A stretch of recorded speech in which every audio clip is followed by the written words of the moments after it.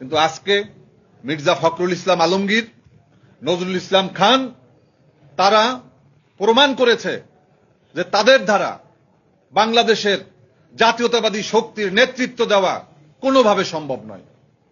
তারা তাদের যে মিত্র শক্তিকে সাথে যে বেইমানি করেছে, আমার বিশ্বাস আরো যেই সমস্ত তাদের মিত্র রয়েছে, আরো তাদের যেই সমস্ত সমমনা শক্তি যাদের আসন এখনো ঘোষণা বাকি আছে, তারাও তাদের সাথে থাকবে বলে আমি মনে করি না।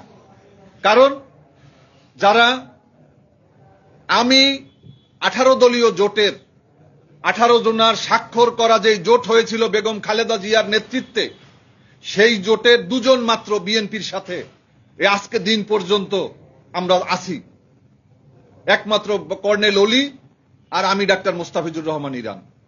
আজকে আমার ব্যাপারে, লেবার পার্টির ব্যাপারে দীর্ঘ 17 বছরের লড়াই সংগ্রামের যে পরীক্ষার যেই ফলাফল তারা ঘোষণা করেছে, এটা তাদেরকে অনেক দূর নিয়ে যাবে।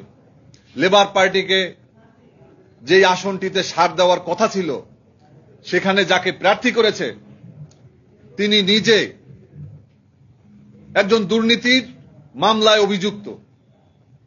তিনি 5 তারিখের পর থেকে রাজাপুর কাঠালিয়াতে তেরাসের রাজত্ব কায়েম করেছে। আজকে তার প্রার্থিতা ঘোষণার মধ্য দিয়ে ওই এলাকা থেকে শত শত নয় হাজার হাজার জাতীয়তাবাদী শক্তির নেতাকর্মীকে পালিয়ে আসতে হবে।